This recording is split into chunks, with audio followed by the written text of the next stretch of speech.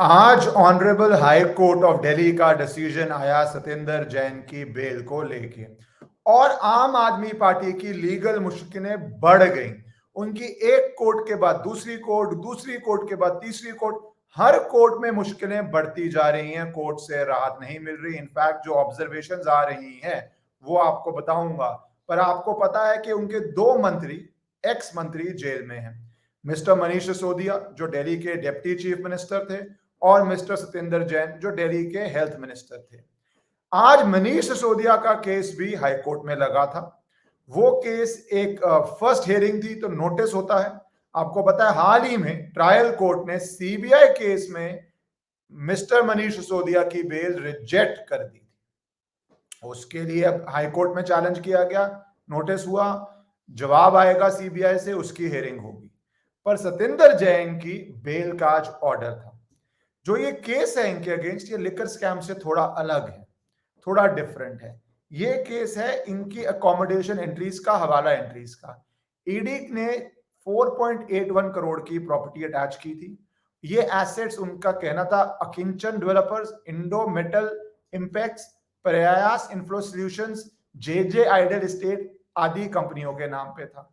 CBI का दावा था कि मिस्टर जैन ने 11 करोड़ की मनी लॉन्ड्रिंग 2010-12 में और 4.63 करोड़ की मनी लॉन्ड्रिंग 15-16 में की थी जब वो मंत्री बन गए थे दिल्ली के 3 कंपनी द्वारा, प्रयास info solution, Indo metal, Akinchan developers, Mangalmatya projects. ये तो कंपनीज के नाम है।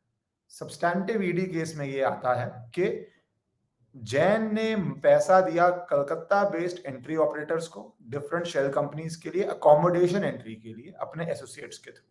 ये बेसिक आपको बताता हूं क्या प्रोसेस होता है कि आप कैश देते हैं हवाला ऑपरेटर्स को, वो पैसा मल्टीपल कंपनीज के थ्रू घुमाते हैं और फिर वो पैसा घुमा फिरा के लेजिटिमेट करके वाइट दिखा के आपको ही वापस कर देते हैं, आपकी कंपनी में डाल देते हैं अकोमोडेशन, इसको एंट्री बोलते हैं।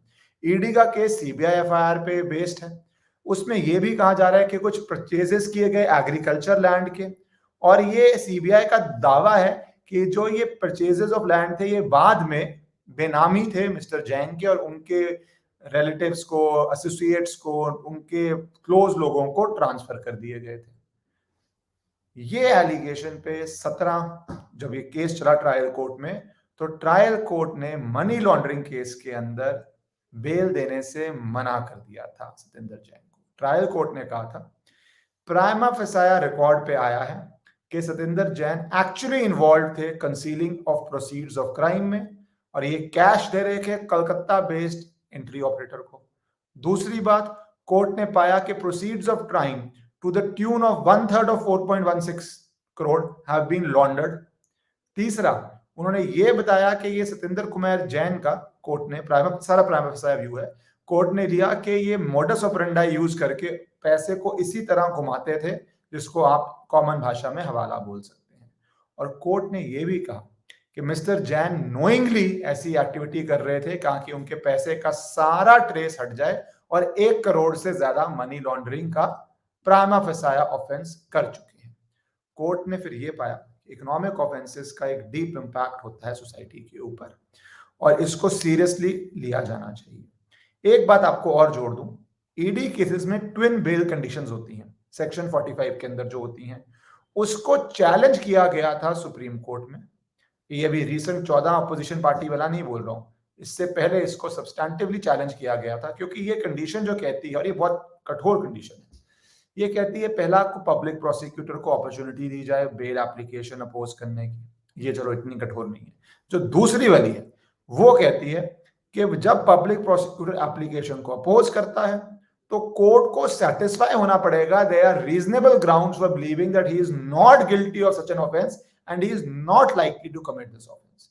तो ये थोड़ा बर्डन बेल का शिफ्ट कर देता है। इसको कॉन्स्टिट्यूशनल वैलिडिटी तो चैलेंज किया गया था, सुप्रीम कोर्ट ने इसको अपहोल्ड कर दिया था और कहा था मनी लॉन्ड्रिंग एक हीनियस क्राइम है, ट्विन कंडीशंस जो बेल की हैं अनरीजनेबल नहीं है, और कोर्ट ने टेरर लॉज का, नारकोटिक्स लॉ का एग्जाम्पल भी दिया था जिनके अंदर बेल नहीं मिलती। ऐसी ही कंडीशन, स्ट्रिंजेंट कंडीशंस हैं, जो एक्सेप्शन है जनरल रूल का कि bail is the norm and jail is the exception. तो वो चैलेंज फ्लॉप हो चुका था। उस चैलेंज के फ्लॉप के बाद हाल ही में जो 14 ऑपोजिशन पार्टी सुप्रीम कोर्ट गई थी एक ऑमनिबस जनरल गाइडलाइंस लाने की, वो भी सुप्रीम कोर्ट ने एंटरटेन भी नहीं किया। और इफेक्टिवली सुप्रीम कोर्ट ने कहा पॉलिटिशियंस के लिए हम स्पेशल लॉज नहीं बनाएंगे, स्पेशल प्रिविलेजेस नहीं देंगे, और जो आपकी पॉलिटिकल बैटल्स हैं आप पॉलिटिकल फील्ड में लड़िए, कोर्ट के अंदर is not the appropriate forum for that. ये सब constitutional validity of the sections की बात कर रहा था। तो जब ट्रायल कोर्ट डील कर रहा है, ये लॉ है, अब it has to apply the law as it exists. Prima facie obviously जो उनको लॉ की कंडीशंस है सेटिस्फाई होना है। उसमें उन्होंने कहा, क्योंकि ये बहुत बारी कहा जाता है कि टैक्स अवॉइडेंस है या क्राइम है। Tax avoidance is not the same as money laundering. Tax avoidance जो एक बिजनेसमैन करता है, एक व्यापारी करता है, अगर कोई करता है, या कोई प्रोफेशनल भी करता है, या कोई सर्विस में भी करता है, वो एक सेपरेट चीज है। तो tax avoidance versus money laundering में कोर्ट ने ये भी ऑब्जर्व किया, therefore it can not be said that the cash provided by the applicant accused Satyendra Kumar Jain was generated by legal means, hence obtaining accommodation entries with regard to the same was a mere tax evasion। ये नहीं कहा जा सकता कि ये सिर्फ tax evasion था, कि किसी बिजनेसमैन को कैश आया, उसने लेजिटिमेट काम किया, उसने आपका कोई भी कैश इंडस्ट्री कर लो, उसने लेजिटिमेट काम किया, पैसा आया, वो पैसा उसने घुमा दिया, ये टैक्स बचा रहा है। वर्सेस आप क्राइम करके मनी लॉन्ड्रिंग कर रहे हैं। The act of concealing the said proceeds of crime by applicant accused Satinder Kumar Jain and other co-accused persons by bringing amount back into the aforementioned three companies through Kolkata-based entry operators, thereafter buying back the shares from Kolkata-based entry operators in the name of co-accused Vaibhav Jain, Ankush Jain is nothing but money laundering। तो ये emphatic court ने view लिया और deny कर दिया। उसके बाद बीच में बहुत कंट्रोवर्सी हुई थी, उन्होंने हाई कोर्ट गए थे, जजेस को लेके हुई थी, सुप्रीम कोर्ट पे अर्ली हियरिंग के लिए शायद गए थे, वो सब प्रोसीजरल बातें हैं। बेल डिनायल ऑर्डर को हाई कोर्ट में चैलेंज किया गया और लंबी सुनवाई हुई थी। उसके बाद कोर्ट ने जो मुसीबतें आज बढ़ा दी हैं वो इसलिए क्योंकि ऑनरेबल कोर्ट ने पाया, एक, सतिंदर जैन इन्फ्लुएंशियल पर्सन है, दो, टैंपरिंग ऑफ एविडेंस का पोटेंशियल है, तीसरा, इस स्टेज पे नहीं कहा जा सकता कि ये पीएमएलए की ट्विन कंडीशंस को सेटिस्फाई करता है बेल मिलने की, चौथा, कोई प्रिवर्सिटी या इलीगैलिटी नहीं है in the order of the honourable special जज, और चौथा, इसका इफेक्ट अब ये हो जाता है, आपको पता होना चाहिए कि इनकी और इनके को अक्यूज्ड की बेल रिजेक्ट हो गई है। अब इनको जाना पड़ेगा अगर चाहते हैं सुप्रीम कोर्ट।